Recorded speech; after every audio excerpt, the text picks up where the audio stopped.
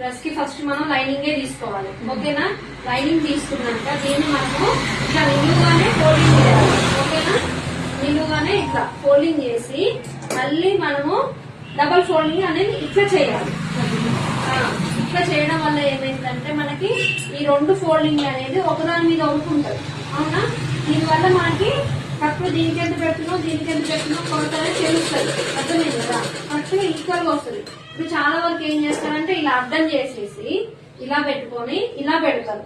అప్పుడు మనకి ఈ పొర పైన పొర మనకు కనిపిస్తుంది. లోపల పొర అనేది ఇంచు అటు జరగవచ్చు ఇటు జరగవచ్చు ఫోల్డింగ్ అవ్వచ్చు మనకు తెలియదు. అందుకే ఇలా పెట్టొద్దు ఎప్పుడైనా సరే. ఇలా డబల్ వేసుకొని ఇలా అడ్డం వేసుకొని ఇలా ఫోల్డింగ్ చేయొద్దు ఎప్పుడైనా సరే.